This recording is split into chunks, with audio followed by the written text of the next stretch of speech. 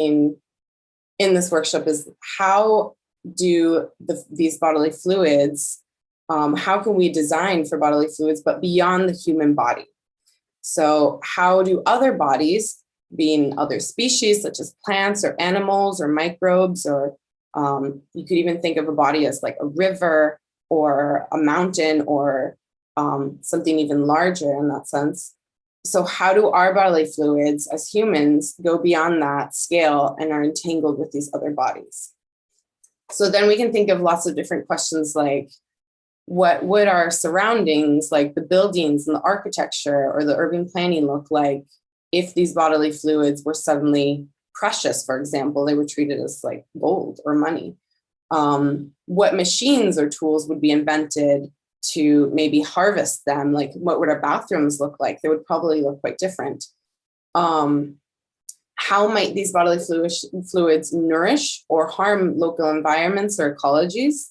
So you might know that menstrual blood or urine or other bodily fluids has been used traditionally as fertilizers in urban gardens or for plants. But a bit too much of some of the elements in these fluids might cause harm. For example, too much urine might be too acidic. It might burn the plants. So thinking at like a larger scale, how would this impact our local ecologies?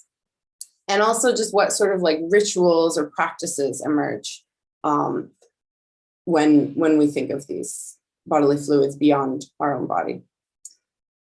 And so what will we do today? We will use the Miro board to make digital collages and text annotations, so we can use all the features of the Miro board. And yeah, that's pretty much the goals of the workshop. And now Karey will talk a bit about some concepts and words that come along with these ideas. Yeah, so as Nadia said, to provide a bit more of theoretical or conceptual grounding for how we're approaching bodily fluids, we use the idea of queering. So that meaning to, at a very basic level, to challenge or break apart conventional categories. Now, queering is deeply rooted in very personal or subjective experience. So the norms or categories that we might be challenged might be very different or might be similar to what norms you would like to challenge. And so I think the importance of bringing that up, or we think the importance of bringing that up, is to really invite whatever types of stigmas, norms that you want to bring into this workshop to kind of discuss and work with. And furthermore, within the idea of queering is we apply that to the ideas of queer uses and queer scales. So by queer uses, we think about bodily fluids as perhaps useful.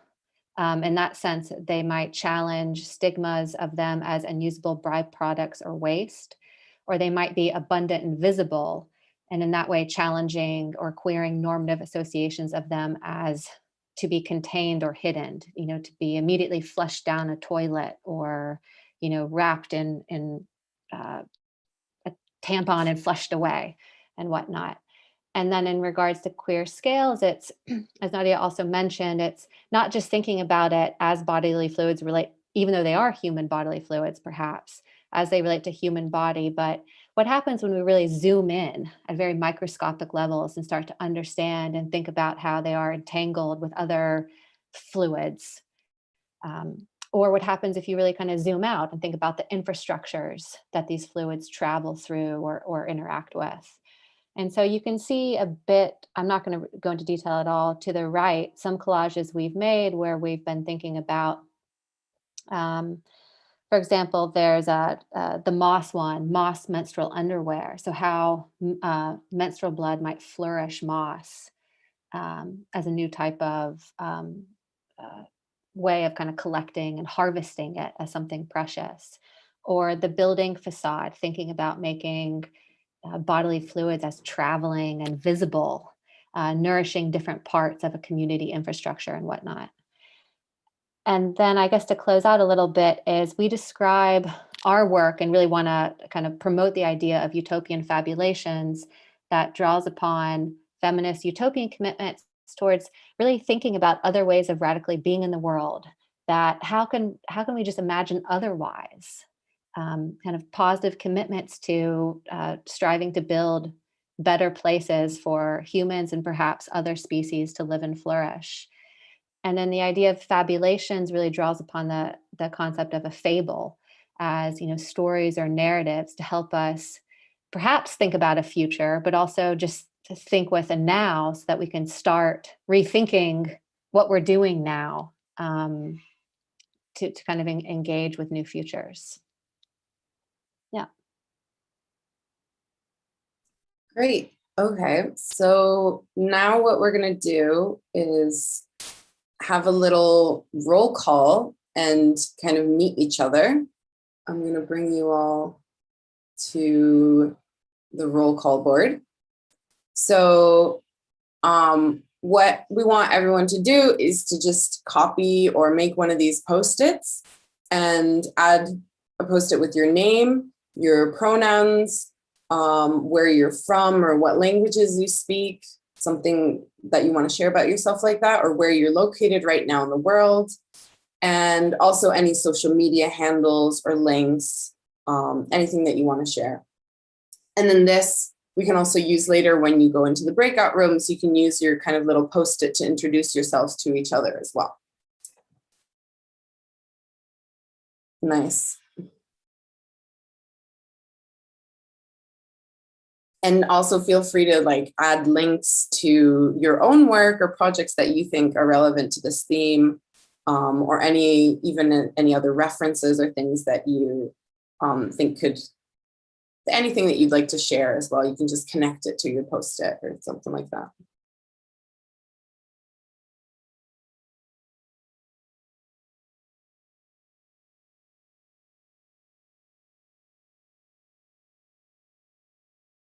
Nice. So I don't know if we'll have time. I don't think we have time to each go through each other, but when we go into the breakout rooms, you can use these Post-its for introducing yourselves.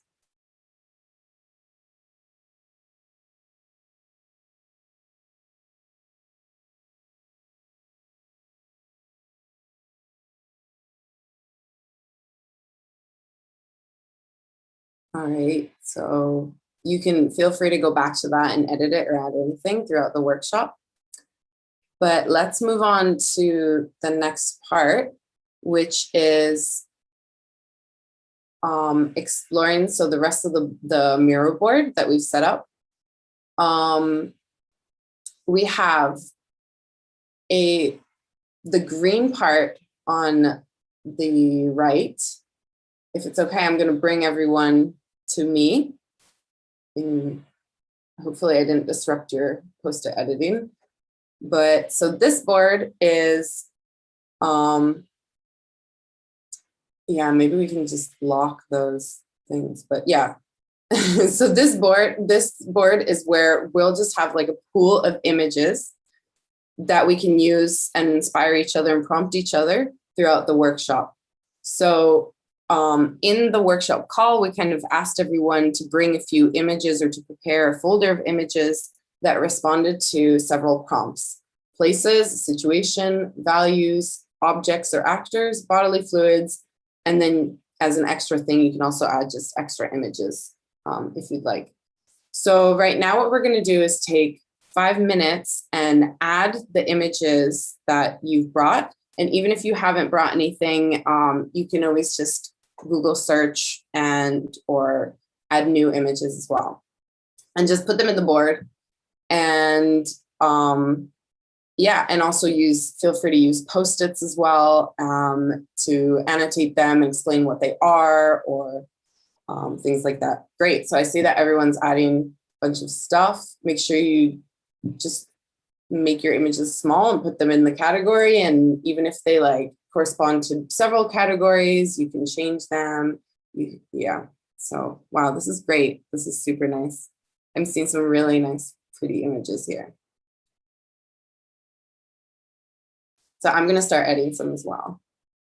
And if anyone has something to say, of course, please feel free to say, to ask or to just butt in if you have a question on one of the images or something like that.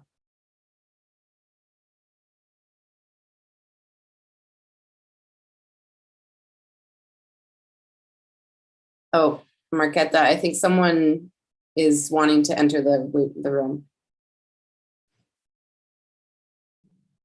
Let's see. Oh, somebody already admitted them, I see.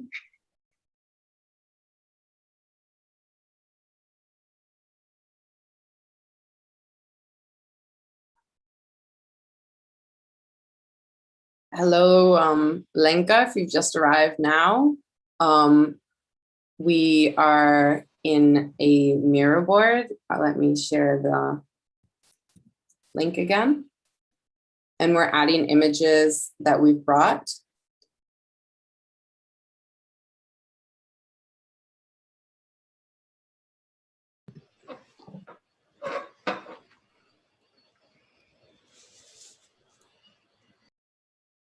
Karey and Marie-Louise, are you adding images as well? Nice. Yes, I am.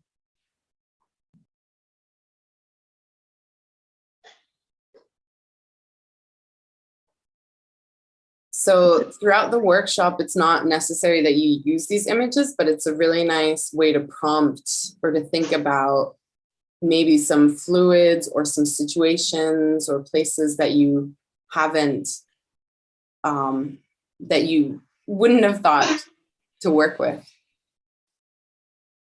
And it's a good way also later when we get in breakout rooms to kind of start by presenting yourself and then presenting maybe some of the images that you brought as well and why you're motivated to bring them. Nadia, would it make sense that we share the mirror, like we share the screen with the mirror here as well, so it's seen on the stream as well? For people watching on stream see it, or you better want to keep it? I'd rather not share the screen because then it's like it's doubled for all participants and it's a bit confusing if we have both. What do you think? Hi. I think it's more comfortable. Hi, sorry. Hi. From the Uroboros team, and I jumped here just because of this sharing thing. I did that in the previous workshops, and it worked fine because people can just make the zoom so it's not full screen, and then they click to the browser window with the mirror board. So I mean, it's up to you, but then it doesn't actually make sense really to make the live stream. Yeah, it's true. I guess if we have people watching on YouTube or for documentation later, it's nice to have it. I can go ahead and share my screen. It just sometimes overwhelms my computer. I can do it for you if you want. So I can Are you screen and that's all, Are you participating as well? No, sorry. Okay. Yeah, no worries. Then you can, then if you do that, then that would be great. Okay, then I'm going to open the mirror and I will do this job. Super. Thanks.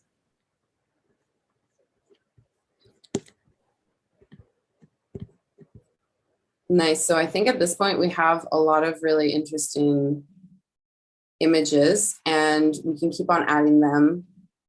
But now if we go back to the schedule, what we have planned is a short little break, and you can also keep on adding images. And when we come back from the break, we'll give you the instructions and a bit of, the kind of design brief, so to speak. And then we'll divide everyone in groups and just start creating. Does that sound okay? So let's take 5 minutes and feel free to keep on adding images. So we'll be back in 5 minutes.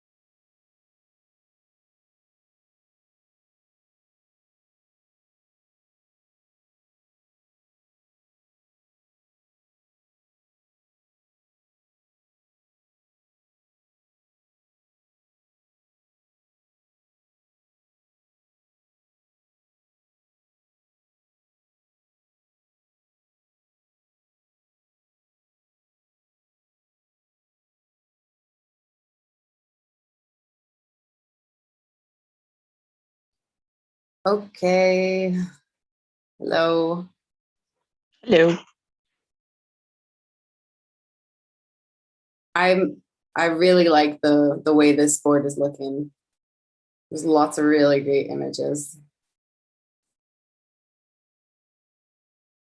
I just added like an article to the extras and random stuff, which could also be something interesting to add to trigger ideas. This specifically was an article on how a researcher in the USA was figuring out how menstrual blood or menstrual fluid could be used in the repair of damaged skin. And I saw around here also some images of like some cosmetics and some like skincare and things like that. So it made me think of that this could actually be a future that we can imagine. Right. So throughout the workshop, we can keep on adding images here. But now we're going to go over to the instructions and the design brief. I'm going to bring everyone over there. So our design brief is to choose one or more bodily fluids. So this is once we get into the breakout rooms, choose one or more human bodily fluids that you're interested in. And we have a list of possible fluids here, and we can add to them, or there's already some images perhaps of other ones that we haven't considered here, but some of the ones that we've worked with before or that we thought were interesting are menstrual blood, urine, breast milk, semen, sweat, tears, cervical mucus, snot or mucus, saliva, pus, etc. So in your group, you choose one or more bodily fluids that you're interested in, and imagine queer, so queer as in troubling, unsettling, or disoriented, or challenging the norms, as Karey explained before. Queer uses of these bodily fluids beyond the scale of the human body. And then we're going to visualize and produce collages and images and texts and sketches. And these could be very speculative. They can be kind of impossible, weird, silly, very abstract. And some things to keep in mind when kind of discussing or doing the collage is, so speculate on how these bodily fluids could be otherwise. What is a problem or issue maybe the bodily fluids could address, or that you'd like to address a problem within the use or existence of these fluids or management of these fluids. And then also a good question to ask is this collage, or is it like a scenario? Is it set in a possible or alternative future or present or past? And then considering the 5 prompts. What is the place you're designing in? What is the situation? Which values are you promoting through this? Perhaps, for example, there's the value of maybe the value of, like in menstrual blood, it could be that you want to conceal menstrual blood. That could be a value, or like hide it. Or the counter kind of value to that is kind of breaking the taboo of menstrual blood, for example. So like what kind of values are you promoting through this? And I saw some really nice ones being added as well to the pool. Which objects do these fluids relate with? And basically, how is this bodily fluid used, experienced differently than today? And a final note, it doesn't need to necessarily be possible. It can be imaginative, of course. And so to the side here, we have a few tips on how to do the collages, or on how we imagine this could work. So make use of the resources from the pool that we just brought. So just copy and paste those images. Find new images through Google or Unsplash. So Unsplash is a service for finding, I think, copyright-free images. And Miro has that feature incorporated within it. So if you are at like your menu on the right side, where you have like the menu for Post-it notes and stuff, you can find an app called Unsplash. And that lets you search for a term directly and just import that image into the Miro board. And that's really useful for very generic images. So like an image of a forest or an image of a toilet or something very generic. Another tip, of course, is to crop things. There's an image. And another tip also is to remove the background. So this, if you're used to Photoshop and doing stuff like that, you're free to use that and then import it. Or we posted a link to a kind of really simple remove background online tool where you just drop your image and it removes the background in a sort of interesting way. The same as like the Zoom background works. And of course, use different varieties of text, use shapes and lines. And another small thing is that on Google, there's also, not many people might know this, it's kind of interesting sometimes when you search for images on Google, you can go to the little kind of tools. I'm going to bring everyone here so you can see it. When you search, for example, for flower on Google, you can select this button that says tools, and then in color, you can choose transparent, and then the background will be transparent already. So it'll show you only the images that have a transparent background. So that's kind of to avoid the idea of having to do that yourself. And of course, if you want to draw or sketch or anything and take pictures of that and add that, you're completely welcome to do that and to add it to your board.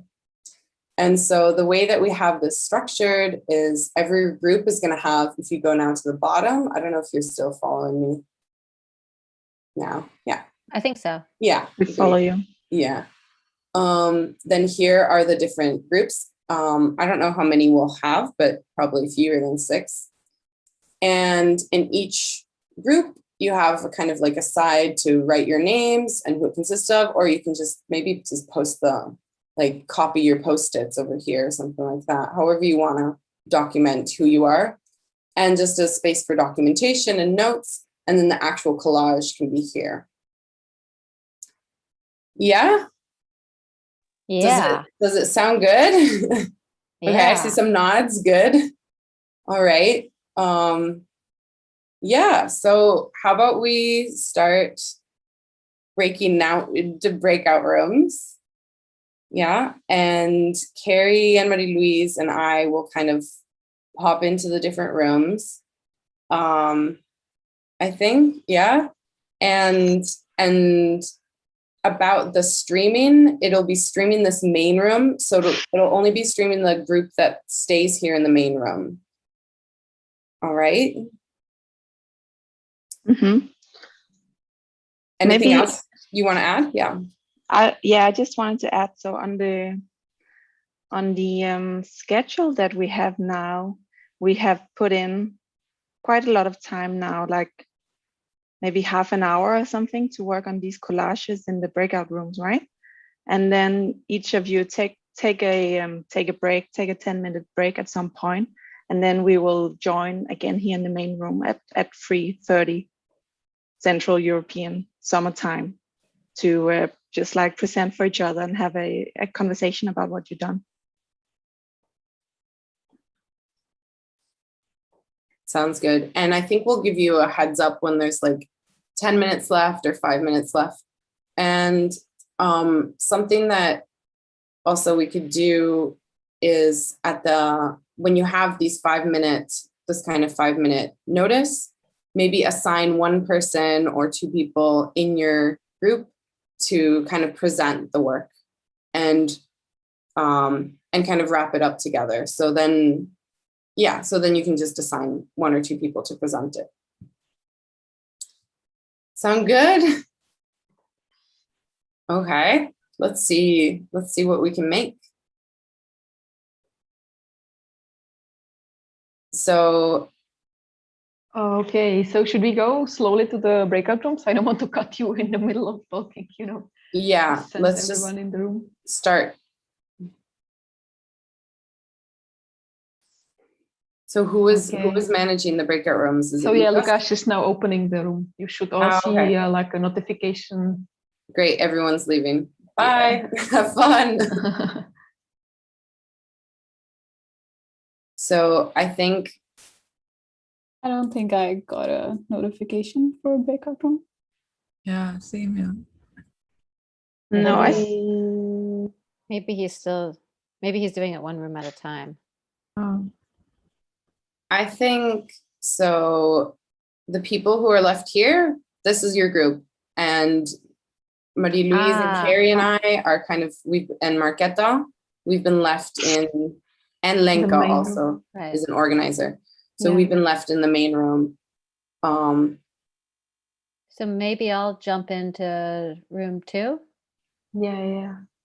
You can feel free to jump to any of the 2 rooms, and here we have Shivani, Valentin, Priyanka, and Priyanshu Jain as participant here. So feel free to start.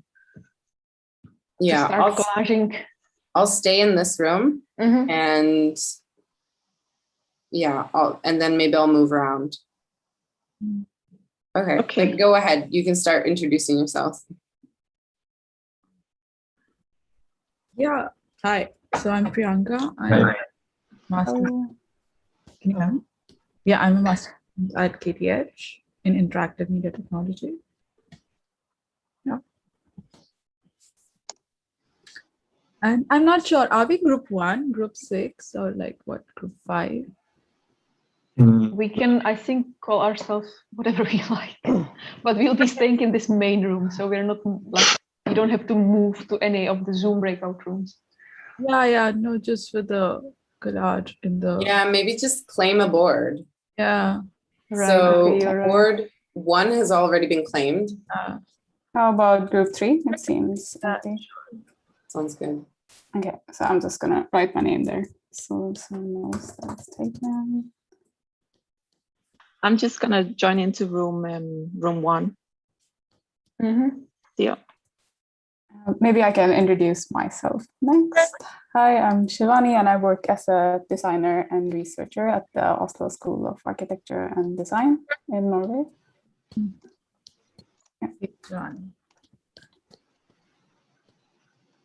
I can present myself. I'm Valentin. I'm a designer, and I'm currently a student in this design research department of the ENS Paris-Saclay in France. So I guess I'm left. Hi, I am Priyanshu, and I am a design graduate from IIT Guwahati. Currently, I'm not working anywhere.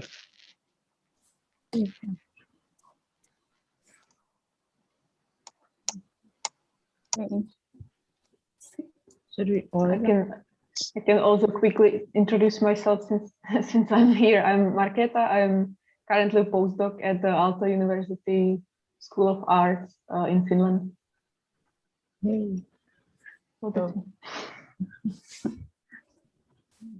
Cool, nice to meet all of you. So I guess we need to start off by choosing bodily fluid. Yes. Yeah.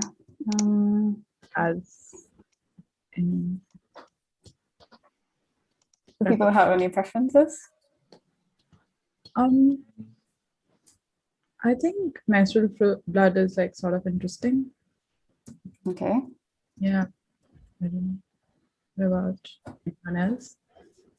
I like tears, but I don't know if you have to work on this. Tears. Yeah, that's also interesting. I'm also interested in tears. Yeah.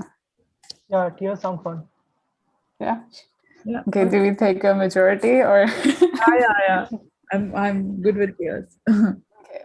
Well, I'll just put it down on a post-it here. So tears, but we can take multiple bodily fluids. So we can actually work with both of them. Yeah, sure. Yeah, should we do that? I'll just put we down can both then. go along, and then we can see what's happening. Like, cool. Let's see what's next. Okay, so the second step is imagine queer uses of human bodily fluids beyond the scale of the human body. troubling, unsettling, disorienting, challenging norms. Okay. So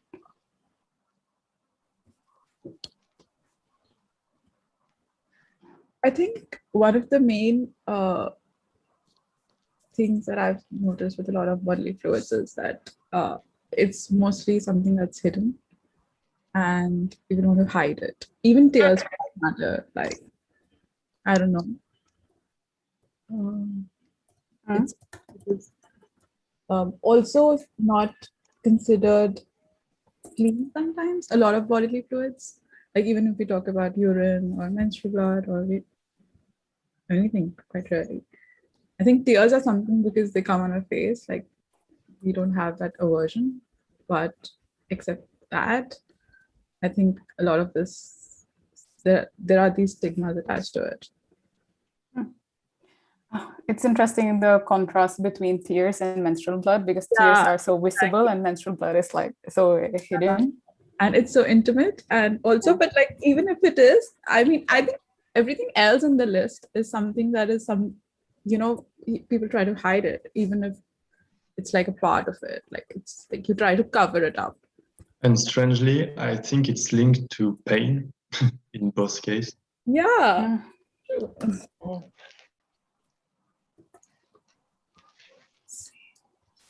I'm taking notes, but if somebody else also feels like taking notes, do it.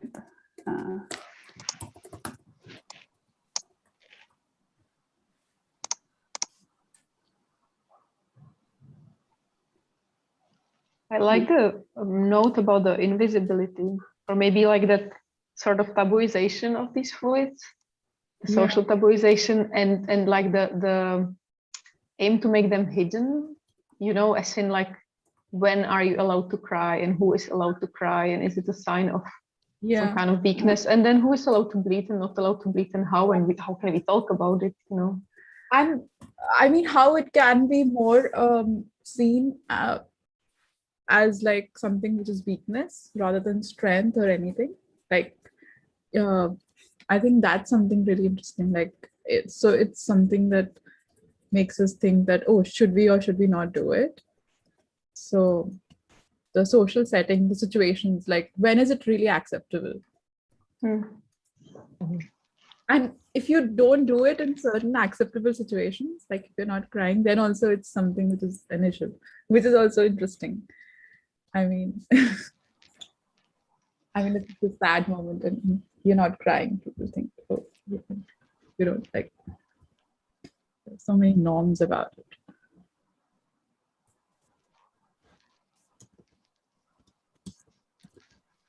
I'm wondering if there's anything interesting in like the composition of tears, because when you try them, they're like salty, right? So it's, I found this work of a photographer. I'm going to post it on kind of your note board, but you can use it if you like. And it's a photographer that took pictures of tears under a microscope in different situations when she was crying in different situations, like crying for, oh, it didn't copy nicely. But so she like different, like crying for happiness or crying for sadness or different kind of emotional situations, and she took a picture of the tears under the microscope. Maybe that's something to think about. Also, having tears in menstrual blood or a lot of these fluids is our body's way of generally maintaining healthy, and that's something which is often not talked about or thought about. So it's a lot of cycles or things that bodily fluids that we have are our body's way of maintaining our health. So tears are really connected with your eye health, which is something I find interesting, which is often not thought about. And there are like, I think 2 or 3 types of tears. So one is the type of tear you get when you get cold wind in your eye or a speck of dust. That's a cleansing tear and mostly has salt in it. While when you cry out of an emotional situation, your tears have hormones in them, which have a calming effect on your body. And I only know this because I've been working a bit with tears in my work, but yeah, it's. I didn't know it had hormones as well. Like that's really interesting. Hormones and neurotransmitters is like the latest research on it. Like you can diagnose thyroid and some other diseases based on your tears. Oh. So it's basically you can it can be used for diagnosis. Nobody does that though, right? The research came out like 2 months back, so I guess it's quite. Yeah. That's amazing. You should share the links to that. It's really cool. I can share the link. It's all in Norwegian, so just use Google Translate and adjust it. Yeah. That I was also looking at the composition, which is like electrolytes and proteins and lipids, and thinking, yeah, I mean, as you say, it can be used to diagnose health. It can be used to also be used for, like, as we were talking about, planting, or like, so you can actually mix it with something and can it be a fertilizer? I don't know. Or diagnosed biodiversity too, like Earth health. Sorry? I'm sorry, I didn't follow. I think. Yeah. You are talking about health diagnosis. Yeah. Diagnosis. Yeah. Are you talking about human health or also like environment? Yes. What's the word? Earth health. No, I think we were talking in this context only about human health, because Shivani had mentioned that there's research that has come out where you can sort of diagnose some health ailments by, seeing the composition of tears that you're having. I thought it could be interesting to think about how menstrual blood and tears are part of a macro cycle, and not just on the human body scale, like how we are linked to our environment, and if we haven't tears and menstrual blood, maybe it could interrupt the biodiversity cycle. Yeah. That makes me think, like, imagine there's like a really tragic world event or something like that makes everyone cry in excess. Yeah. How does that, imagine there's just like an excess of tears. What would happen? Yeah. Yeah.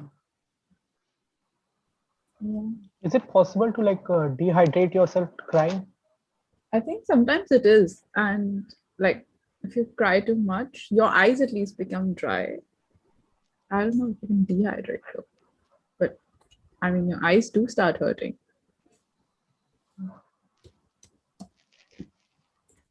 I had a friend who cried a lot after a breakup, and she was dehydrated. But that's one experience. Yeah, I mean, and also I feel the control. I think there is no control over a lot of these things. Like, you can't control, like sometimes you can't control when you're crying. You really can't control yourself. You can't stop yourself. And yeah, and same with menstrual blood. I think that's super interesting. You really can't control it. Sometimes you can control menstrual blood. Like, you get all these tablets that you can use to like not have your period, or but you can control the amount that is being produced, right? You can stop it. You get these what do you say, hormone-based devices that are inserted in the uterine. Like, that controls the amount, like it reduces the amount of blood that you would shed. Yeah, but like, you can't predict, like, if I start crying, I can't predict sometimes, like, how long will I cry or how much, like, and or I can stop like that. It's not like a switch. I mean, sometimes you can, but often you cannot. If you're really, or Yeah. Also, have you noticed this phenomenon with tears that if you see, at least with me, if I see someone crying, my eyes become watery and I have tears as well. There's this, I don't know. Do you think it's bonding also? There are people crying simultaneously. Yeah, it reminds me of like women talking about their menstrual cycle syncing. Yeah, the synchronicity, right? Sorry, Valentine, you were saying something.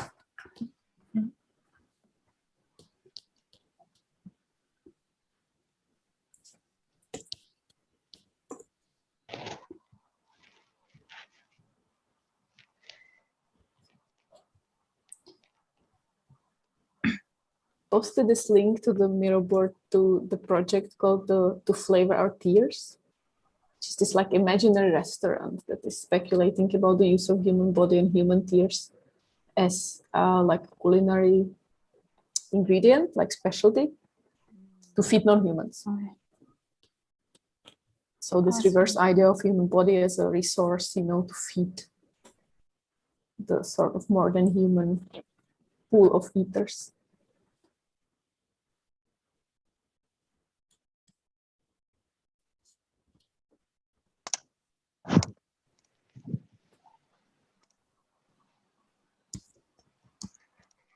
Oh,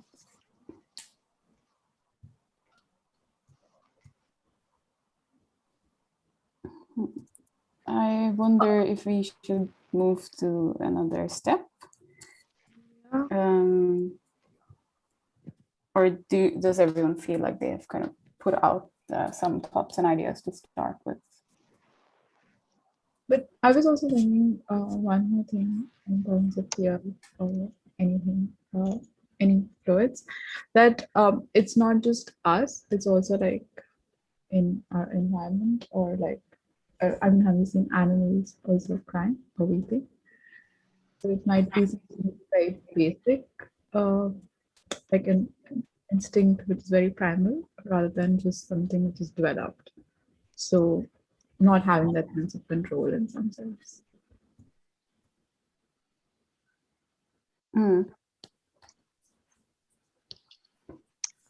Makes me think if you put it like a regulator on tears or on menstrual bleeding. But sometimes you really don't want to cry, like you're in a situation and you don't want to cry. Just feel like, oh, this will make me, I don't know, perceived in a certain way. But at the same time, you can't hold back. So yeah. I think some of these what if questions are the best kind of to trigger visual ideas of things. Maybe it makes sense to like choose a few of these what if questions and kind of start putting some visual inspiration or something for a collage.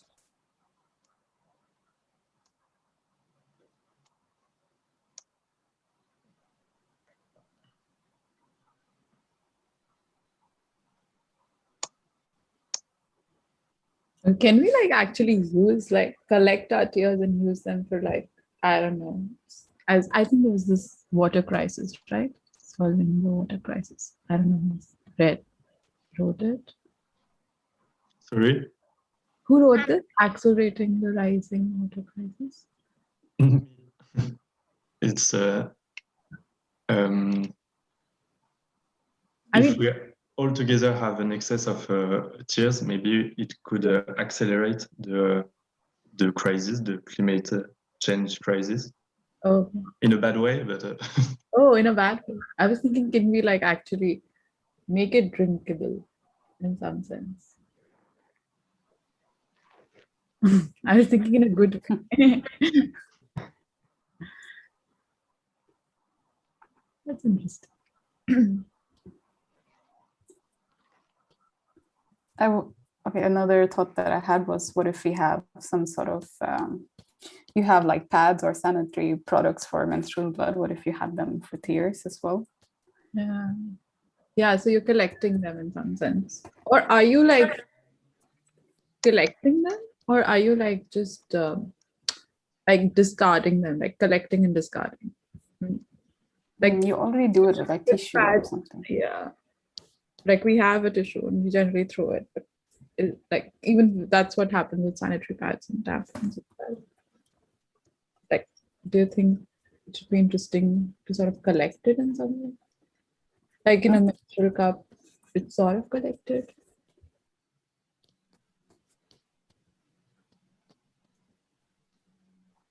Yes, we can collect menstrual blood to fertilize the soil, and maybe we can, I don't think it's possible, but maybe we could do the same with tears. Yes, yeah.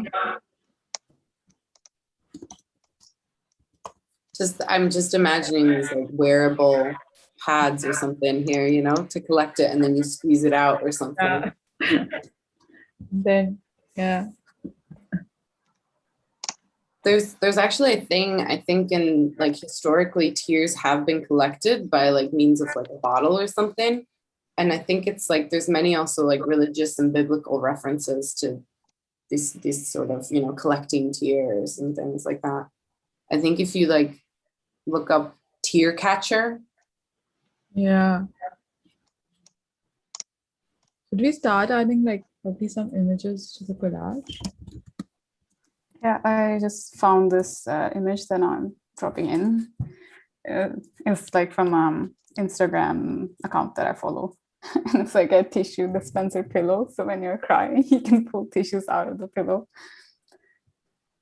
But I could like see something which is called like a tear catcher.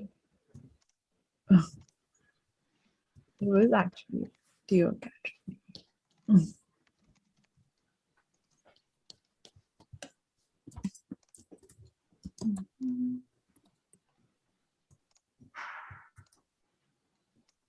I found this video on YouTube, and this guy using it like some sort of tear catcher, like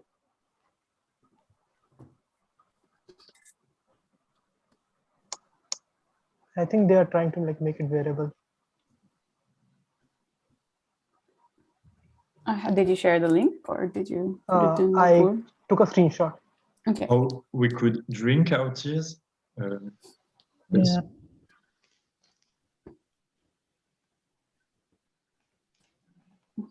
Those are like oh,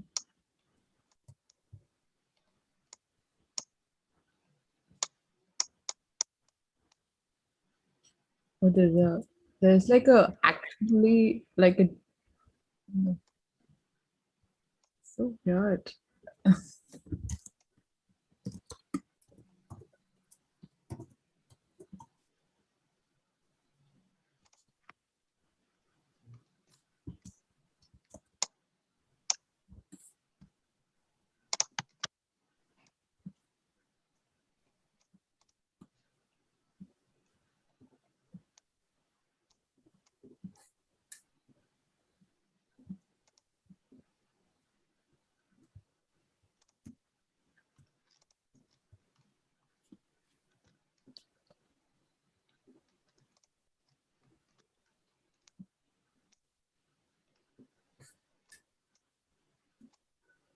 That's scary. Ants drinking tears. It is, right? It's part of that restaurant that I was talking about before, the idea, you know, that non-humans can feast on human tears.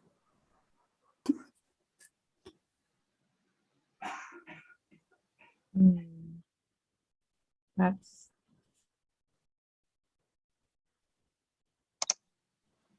do you think you can transport or communicate emotions or like a feeling with tears? Let's say you collect them in a certain way when you're feeling a certain emotion. Let's say it's tears of happiness. Can you communicate that happiness in some way? So we found out earlier, right, that different types of tears had different chemical compositions. But like So, even emotional tears, they have different emotions. Like or like if it's just a cleaning tear, or if it's like a sad tear, and like I don't know. It could be interesting to understand, to better understand the others. Yeah. As well as maybe animals. I guess they have tears too. Yeah. It all reminds me of like that scene from Harry Potter where they take Snape's tears for his memories. Yeah. It's very interesting, like what role can it be like a catalyst in making someone feel the emotion?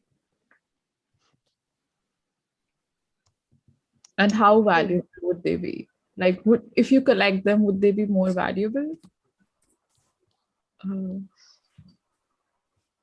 So I found this image, and according to this, at least tears of sadness and happiness have like different compositions.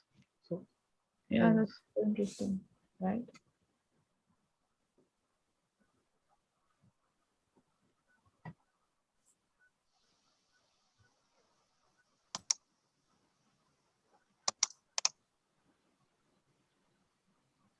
There are onion tears.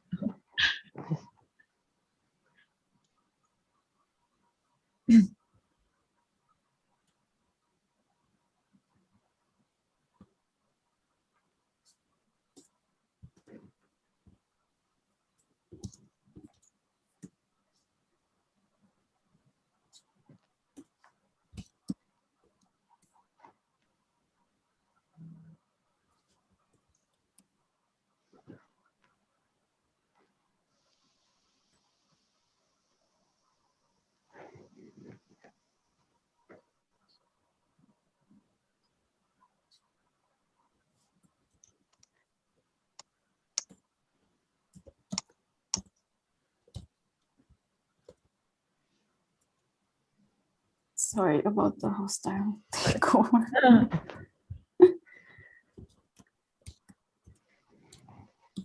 I think to empathize by drinking the tears is really an interesting. Yeah. And would it be like more connected, like? Because sometimes words cannot explain feelings or difficult feelings, and if maybe we can like drink tears from friends, etc., we could understand better what they are feeling at a particular moment. Yeah.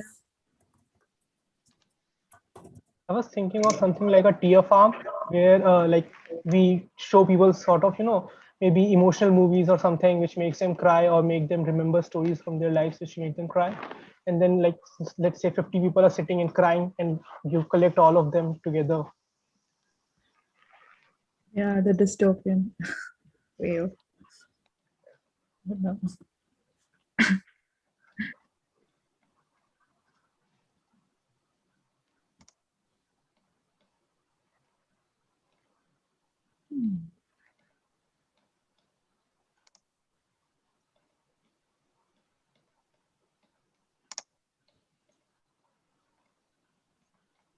I was thinking about like this crying club, and if we have like a table where when you come in, there's a ritual of picking a drink of someone's tears, which could be labeled with these tears are tears of sadness, or these tears are tears of joy, or I don't know, trauma. And then you drink the tears, and then you sit down and you, I don't know, do something in that club, maybe cry more.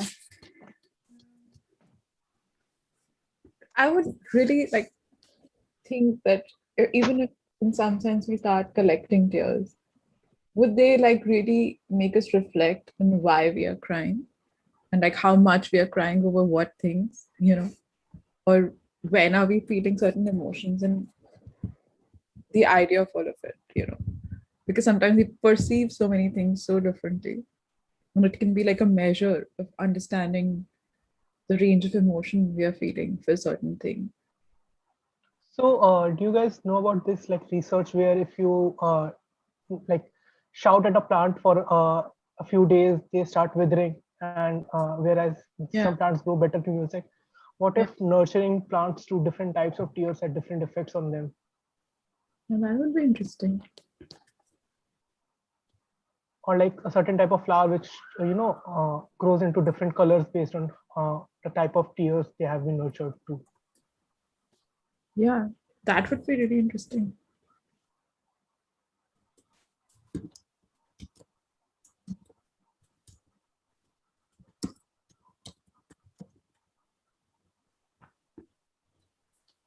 You should go ahead and make images of that.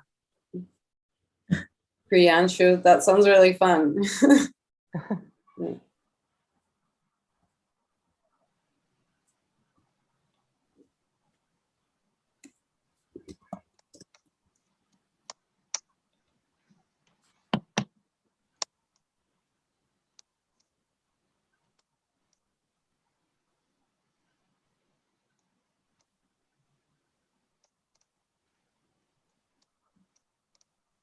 I'm gonna go check out the other rooms for a second. So I'll see you guys in a bit.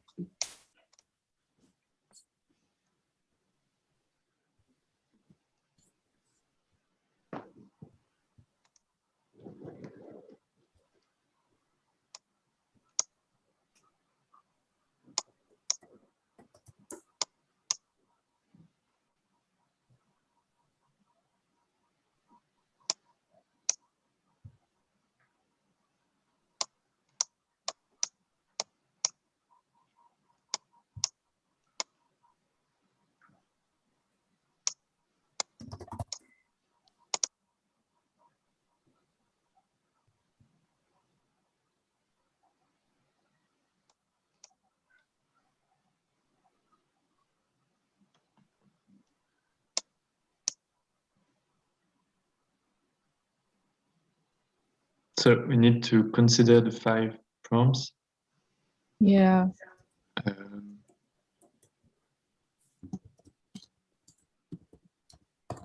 And what is the situation and the value, sorry, we choose?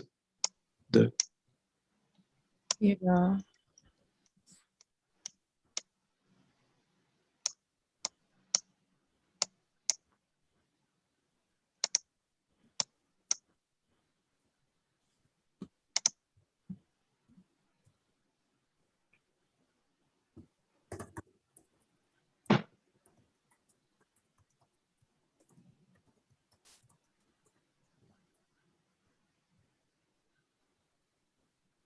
Hmm.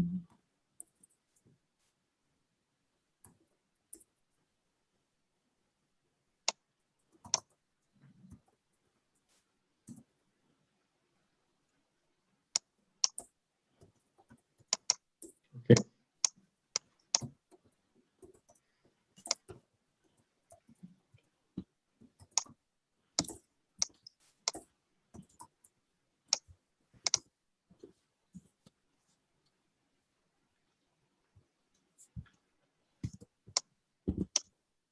Maybe we could bath in the tears, like in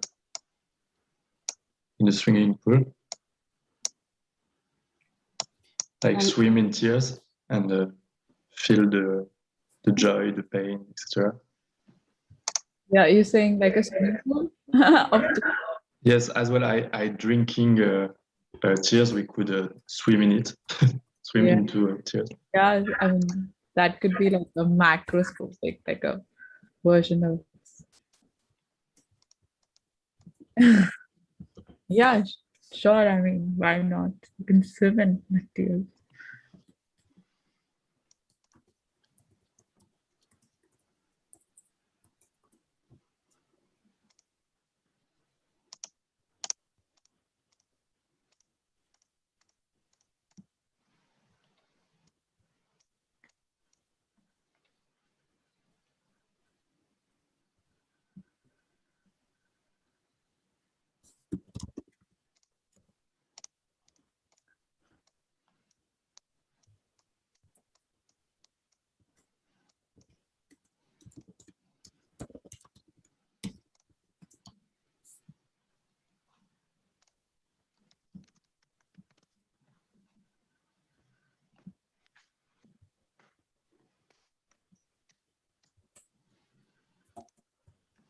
But in terms of, yeah, I think you said a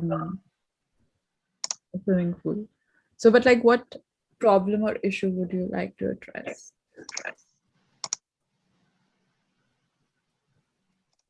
Sorry. I was just looking at the prompts, like Okay. yeah. So I was looking at what issues would you like to address? Like we talked about different ways, right? Like let's say swimming in tears, but like what is the idea of doing it? Why would it be something to promote compassion, or I don't know, probably as a cosmetic thing, because I don't know the composition.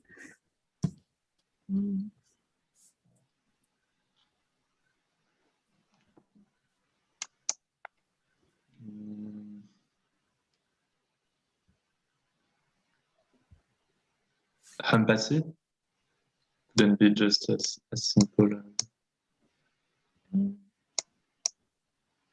What about like the tying club, like Shivani? What do you think you would want to like? Why do you want to think that?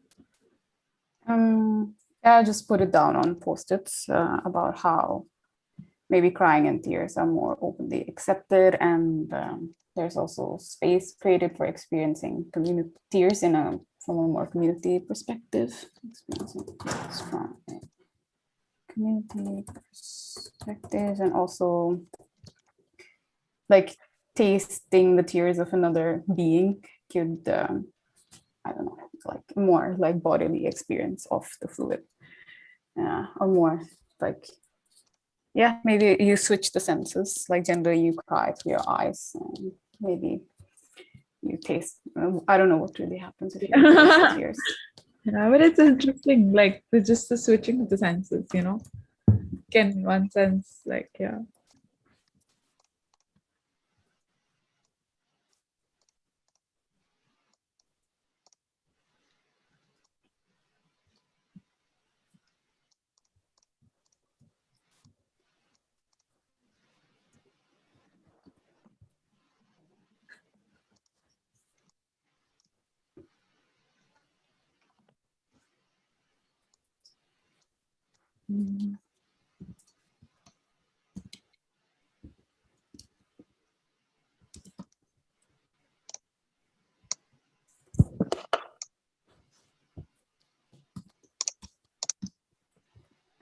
I actually realized that I managed to double book myself because I thought this workshop is only for 1 hour, but I will have to leave in a couple of minutes.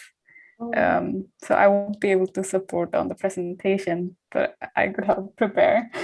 That's my bad. Your like ideas. It's really nice. Yeah, you can feel free to share them. Though I wanted somebody crying, but this person is eating ice cream. What do you want to somebody crying when somebody else is eating ice cream? Okay. Okay. I can draw some tips. Yeah.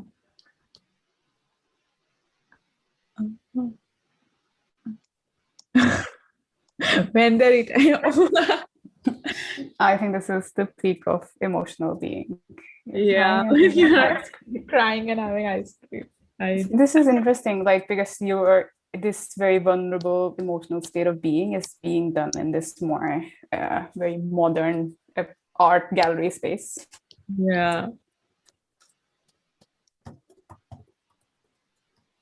And also the fact that, I mean, would it be like cooler to do this if it's in this space, you know? Like, would it become like, okay, yeah, sure, I want to be a part of this club.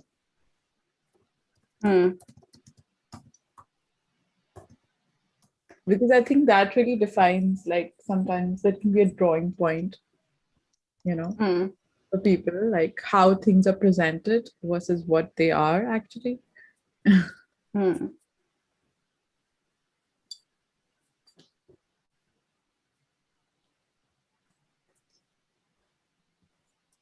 Cool. So I'm gonna leave now, but this was fun. Yeah. Thank you.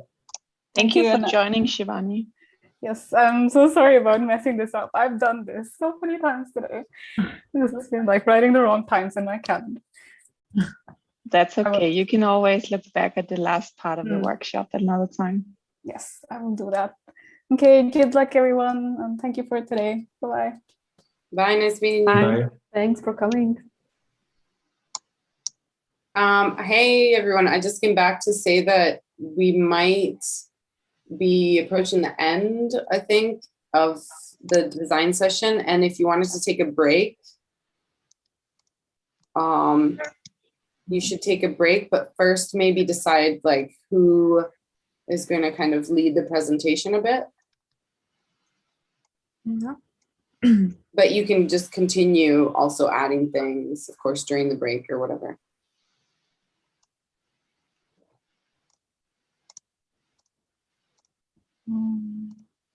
I can present, or if somebody else wants to, they can present.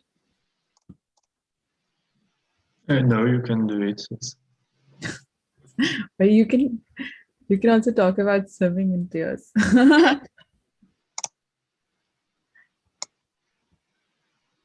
I'm still super interested in like what all can we do from swimming in tears.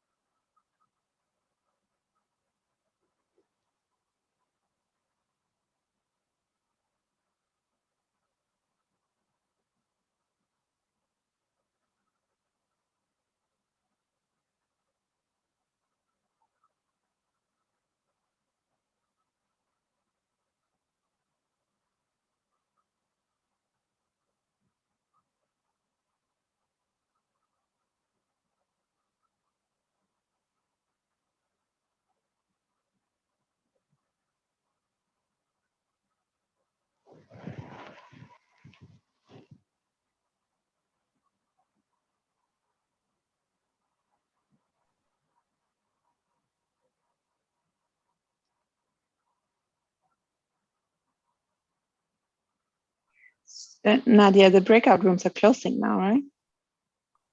Yeah, yeah. I think everyone's going to be thrown back in now. And then maybe we should still take another 5 minutes break. Yeah. Yeah. What do you think? I haven't really taken a break. Sounds quite human friendly, I guess. Yeah. Be right back. I'm just gonna grab more water. Okay, let's see. Milk. grab your milk in your background. Okay, yeah, Nadia, if you want to take a longer break, we can do that. Yeah, let me wait 50 seconds for everyone to be thrown back in. I think group 1 is still talking. Yes, when I was leaving, they were still working on the collage, so I don't think they had a break. Yeah, so we can definitely just take a break this time. Yeah, they seem active on the mirror board. Yeah. Lots of cool stuff happening. Mm-hmm. Whoa, I love this crying club. Yeah. Yeah, the crying club was really cool too. It's super interesting. 2 groups chose tears. Right. It's what all unites us. This is the crying age. Crying together.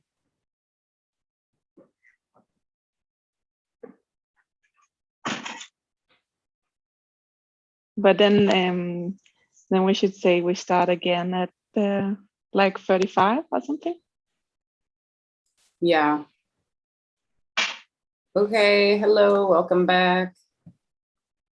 Hi. Hello. So let's take a 5-minute break and we'll be back at 35 past. And of course you can continue on your collage, but take a break and then we'll start discussions. Okay. Perfect. Okay. See you. See you soon.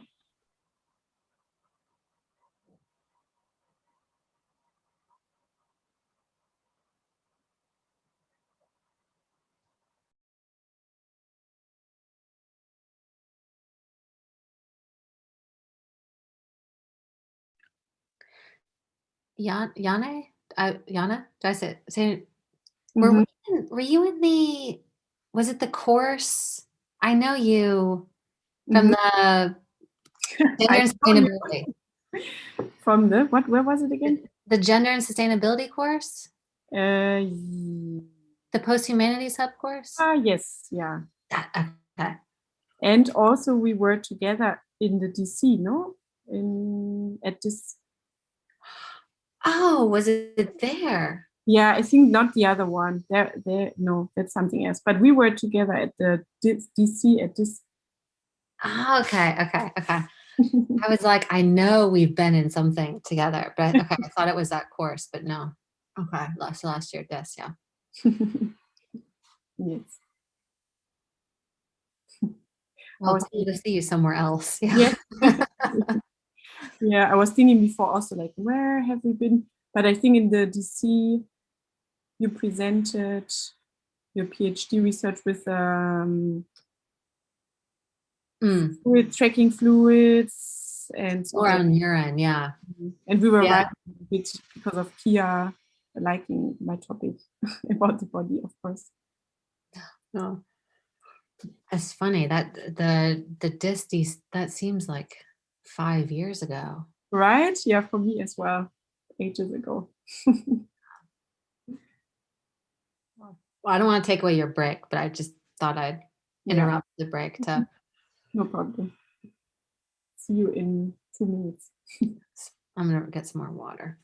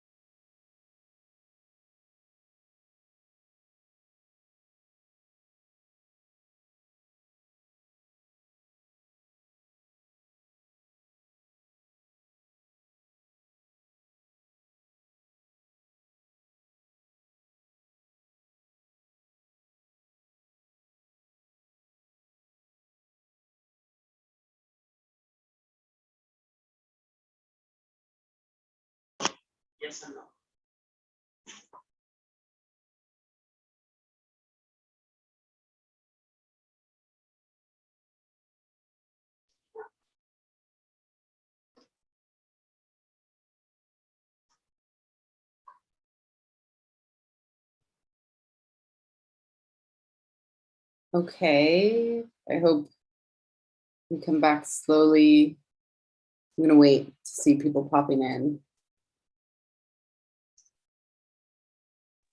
I'm here. Yeah, I see you.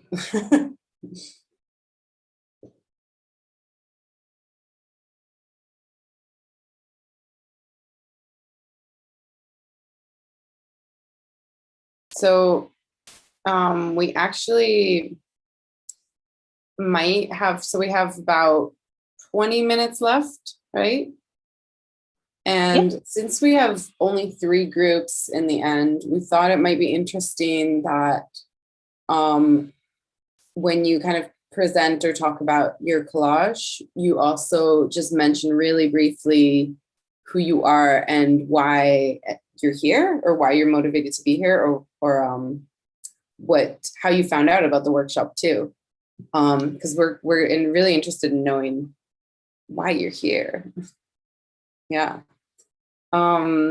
Yeah, is everybody back, kind of? Yeah. Should we start then? So how about we go ahead with group 1, which is still quite active. What do you think? Sure. And just briefly mention who you are and everything.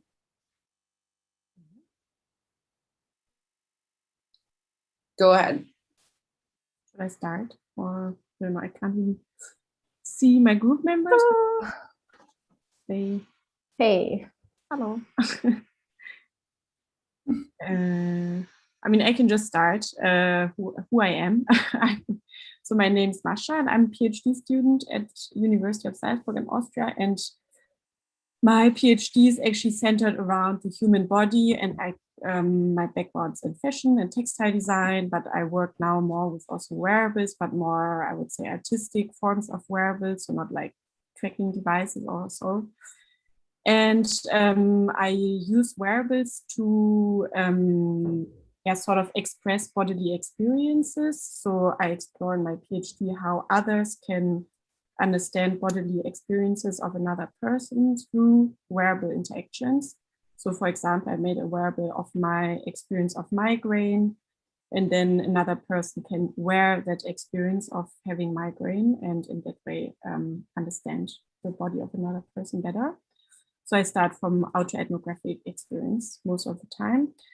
And for my next iteration, I'm actually interested in exploring body fluids and especially tears, because I am now engaged a lot with how much emotions are oppressed when doing research, and how sometimes we feel that we have to hide our emotions to be professional. And I mean, tears are just like one fluid that's expressing emotions. And I think there's something to explore on that.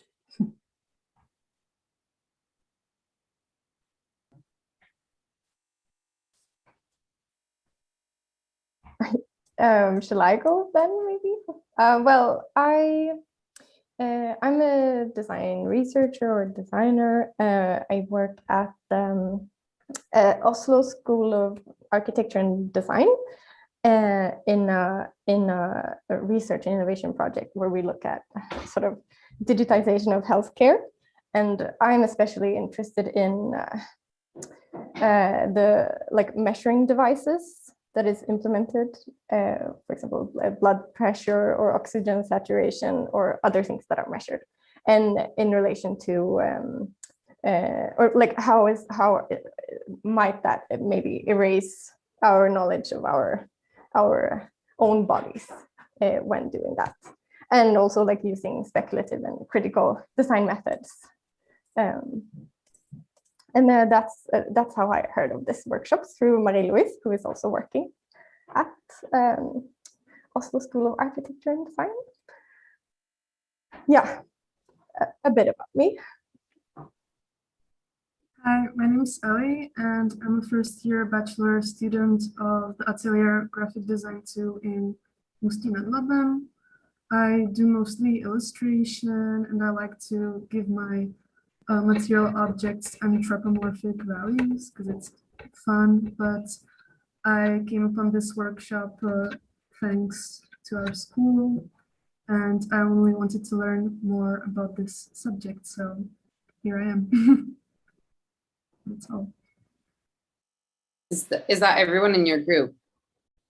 Yeah, Nice.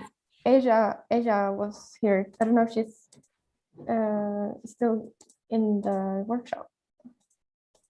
I think she left. Yeah. So your collage looks amazing. What's going on here?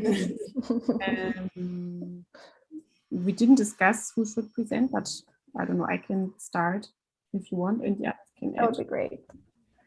So we envisioned a future scenario, and first maybe our body fluids that we picked. First we picked tears, but then we thought of related fluids like snot or mucus, which is a new word we learned. So it's like a kind of coughing fluid that would come up when you cough deeply. And we saw all of them sort of as related fluids that we wanted to engage in. And on the collage, you see, we envisioned a future scenario where all the snails died and the humans collected the houses of the snails and basically recycled them to make their own houses that are, of course, much bigger. And humans would wear them everywhere. And these houses are basically safe spaces for people to cry in. And here at the bottom, you see the different stages of crying, because we discussed that we don't only want to think of mild crying, like having a few tears running down, but really engaging in like a heavy crying ritual nearly, where you reach a state of snodding and coughing and any other fluid that might come out of it. And this would be done within these houses. So each human would carry the house to be able to cry or reach that state of highest crying anywhere they are. And this is actually then used to produce mucus deliberately and collect it in a sort of container that you see on the right. And this mucus would then be used to protect the skin from intense UVA and UVB rays and radiation that, of course, in the future will become more of an issue. So it's kind of a skin protective measure that's produced through this high crying engagement.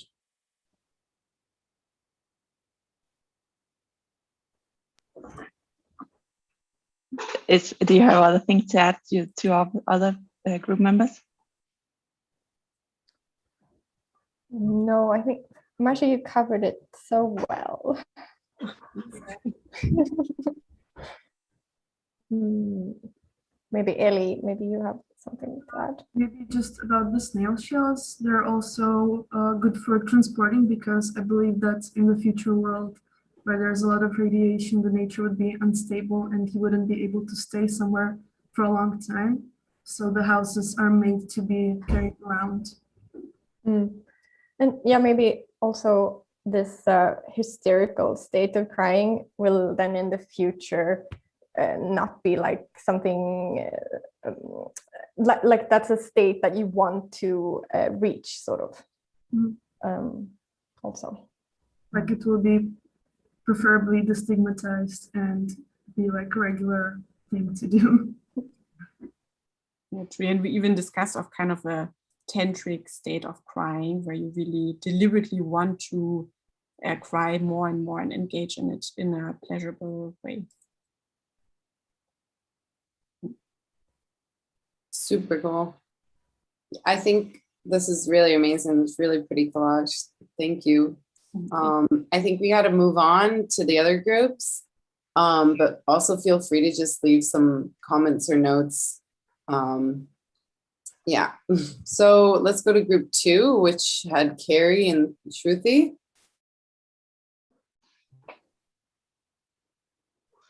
I'm just gonna give a little applause. Oh yeah, for the first group, because that was really amazing work. And yeah, let's jump to the next, because otherwise we could have talked much longer about this one. I can start, yeah. I'm Shruti. I'm a designer in India. Currently, I finished my undergrad last year. I sort of got into speculative design early last year. I'm here because this seems like this was a very interesting topic and something I couldn't get myself to imagine on my own. So I realized if it was a group of people, I'd probably be able to see what sort of ideas people have or what possibilities there are.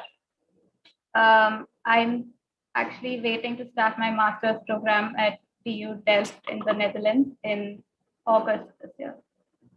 Yeah, I think that's it about me. I think Karey has already introduced herself, so she's the organizer. Yeah, and there are only two of us in this group. So I can probably take you through what we discussed and thought of, and she can add in if I miss any points. We started off in a place where we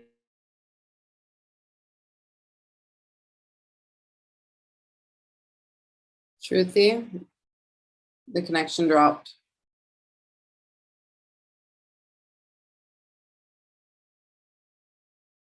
for speculative menstrual care in India currently might not be a possibility in the current state, I'm pretty sure. So I think that's where we started off to see how the locality defines what people's thoughts are and what people are surrounded by and what is possible and what's not possible. And then we sort of started discussing how periods mostly are anxious and a stressful time in people's lives. They're very not often joyous experiences as they should be. So we found as we got to this when we were talking about how there are different traditions around people getting their first period. When people get their first period, there's a tradition. The traditions in India, I think there are traditions across the globe where it's celebrated and people are just really happy about it. Where at a given point of time where the person should be getting to know themselves and trying to get comfortable with themselves, it's sort of celebrated and become a whole communal thing. And we were thinking about how as we grow older, we sort of get more comfortable with it. And it should probably be celebrated the same way every time. Every month I get my period, it should be a celebration. I should have a cake that says congrats on your whatever period. Yeah, and then we sort of moved on to see how we could break this taboo around periods and around the whole idea, and so also be sort of speculative or make something functional out of it. So the final idea that we sort of represented here on the top is a knitwear, a shirt, a hoodie, something of that sort, that is made from the string that comes out from your tampon. So the tampon string just extends from inside and sort of becomes your whole shirt. And you can probably wear it around proudly, and people will probably know that you're on your period. You don't have to hide your pad or your and the strings coming out of your shorts. That like you don't have to go through any of that. It's just you're just wearing your tampon string as a fashion item. Yeah, I think that's where we are. Maybe Karey can add something. No, I think you covered it really well. Actually, the one thing I was going to, because your connection cut off a little bit at the beginning. Okay. But what I think you were talking about was how even the possibility of speculating about these types of things is driven by context. So yeah, just having a place to feel a design space to feel comfortable to kind of bring a taboo in is important. And where does that begin and when does that begin? And how do you kind of begin opening those types of spaces? I joined that group very briefly for a moment. I really liked the idea of imagining what these spaces would look like or feel like. Like maybe it's a menstruation design station where you go and that's a safe space where you can, design your future menstrual products, or where you can pick up some new yarn for your t-shirt or something like that. Like what kind of tools or things would be there? But also, it also brings up like, okay, if there's a designated space for this, does it stay within that space, or do you still want it to kind of, am I wearing this shirt in public? Like, do you want it to leave that space as well? But it could be like, maybe it starts out in that space and then it gradually kind of overflows into the rest of the world. I think also maybe to add on that, I think it's really interesting because when we were talking about being comfortable in designing about these types of topics, this idea of thinking outside the box, but everybody's box is different. And also that changes based on where you go and where that design space travels. Maybe in some location, those tools and what you make can bleed outside of it, pun intended. And maybe in other spaces, you want to kind of keep it more contained until the box opens enough, which I think is fascinating, that it's dynamic. Super nice. A round of applause for group 2. Yay. Nice. So the last group, we also have tears again. Do you want to go ahead very quickly? We only have 9 minutes left, so maybe very, very quickly why you're here, and then explain the collages. Yeah, sure. So I'm Priyanka. I'm a master's student at KTH for Interactive Media Technology. And that's how I knew of this workshop, because I've sort of been taught by almost everyone who's organizing at some point, at some lecture. So yeah. And it's very interesting because this opens a design space which is very much in context with our body, but in materials that are produced by us. Very different way of thinking. So I was just excited to see what can we do with this workshop. Yeah. And I think Shivani was here and she's also at Oslo. And I'm probably sure that's how she knew about this workshop. And she said that she was working on some work regarding tears. So yeah. Priyanshu, yeah. Hi, I'm an experience designer from India, and I saw this post on Marie's Insta, and that's how I know about it. So I saw the topic and I, found it really interesting, and I felt like the discussions that would be going on here would be very interesting. So I'm just here for those discussions, and yeah. Hi, I'm the last one. I'm Valentin. I'm a designer and I'm currently a student at the ENS Paris-Saclay, where I'm doing a project about urine recovery at my school. And one of my teacher, James Auger, told me about this workshop, and that's why I'm here. Yeah. So we sort of like started with the idea of what tears depict, and we were interested both in like tears and menstrual blood, but we sort of tried to find out similarities and like how they're ingrained in social taboos, and when are you really allowed to cry, and how much are you allowed to cry, and the different types of tears, which is super interesting. Like there are cleansing tears versus emotional tears, and even tears go like different emotions in your tears have different and that results in different composition of the tears. So it was super interesting. And from there, we sort of started with sort of the ideas of how do we collect the tears, and can it be used as a method of self-reflection in terms of would it be more valuable if you could collect your tears, and then could sharing those tears promote empathy and compassion? And then there was this idea about the crying club, which is where basically you create this space where you taste the tears of someone else, and then the idea was to sort of switch the senses, and then you can probably cry again, like after tasting those tears, or what sort of emotions or senses would that evoke when you taste somebody else's tears, and sort of promote that the crying in tears is openly accepted and destigmatize it. So sort of also have this community space where you're crying together, probably.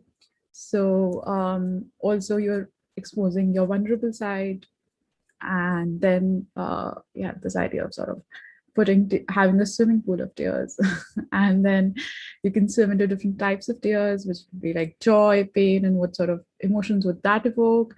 And you can also use tears to sort of irrigate your plants. And if you had different types of tears, and we sort of use it for irrigating different types of plants, would that mean that we have different kinds of plants growing up because there are different emotions? Yeah. And what if you could like taste each other's tears, and like, could that evoke different emotions because the tears had a different kind of emotion? Yeah, I mean, if I've missed something, feel free to add. Priyanshu or Valentine. It was great. I don't know, I think I spent sort of fast because there's no time.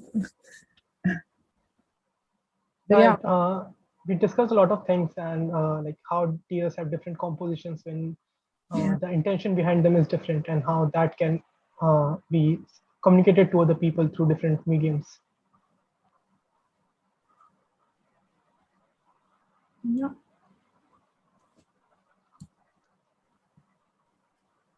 Super interesting. Yeah. How our emotions would change maybe the local ecosystem. Like if there's a big, I was also in this group for a while, like if there's a big emotional event in the country or in a specific area, would that affect, for example, the local ecologies, the ecosystem or something?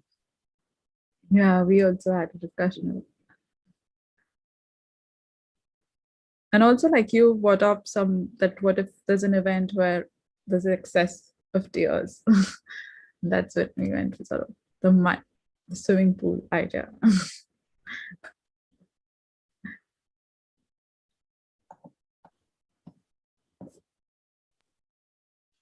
Lovely. Let's Nice. give a round of applause again.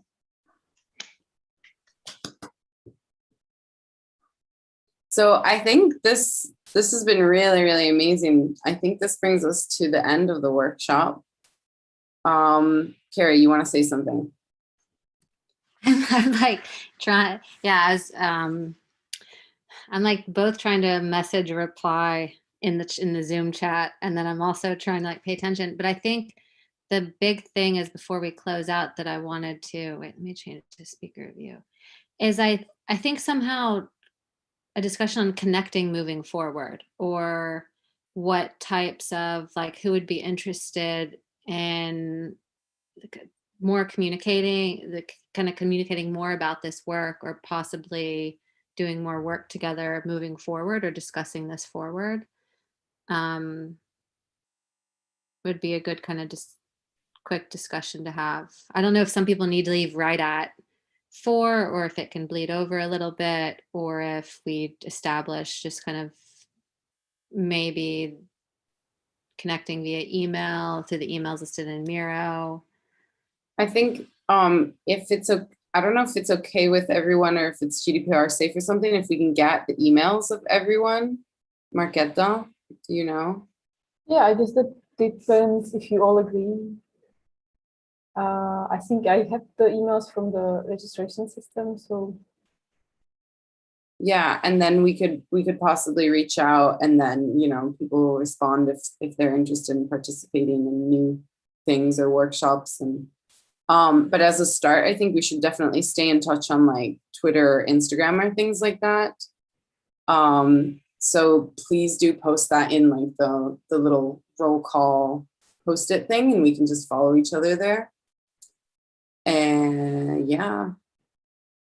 Maybe I'm thinking, I'm not sure if the emails that you used for the registrations are like your, you know, preferred emails. Then maybe paste it there. In the post-it on the Miro board.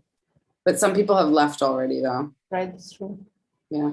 But we have their Twitters or Instagrams, I think, as well, which is quite nice. Yeah. So it was, okay. So wait, what did we just decide? So will the emails that are in here, or the emails will be shared? Sorry. I can pass you the emails of the, at least of people who are here and who agree to share the email. And I can email back those who already left if it is okay if I share the email. That sounds great. And then we get the emails so we can open an email thread of some sort. Does that sound good, Karey? I think that sounds great. And then I guess the mirror board will stay open so that if people want to check out each other's social medias or the places that they've listed, you can also return to that if you want to find other ways of getting in touch.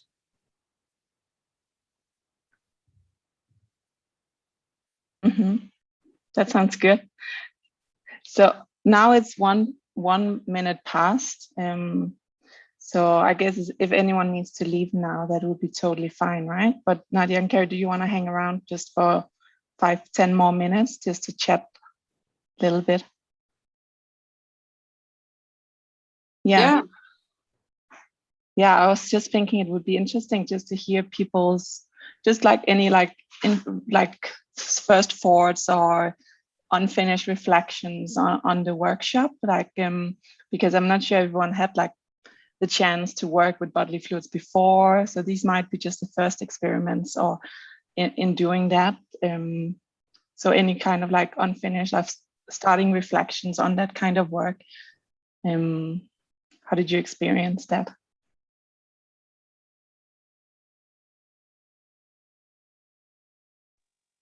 I mean, I can start with a reflection from our group work. I thought was interesting that super quickly we developed a similar image in our head somehow.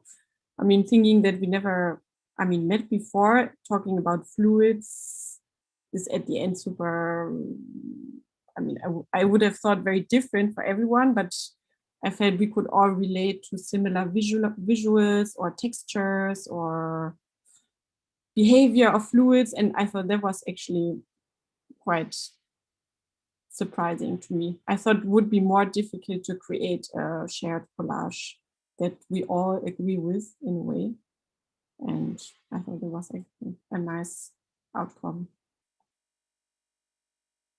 Yeah, I think it's really interesting to think of how do we design with bodily fluids? How do we feel comfortable talking about these things in, this open session where we know it's also maybe being streamed on YouTube and things like that.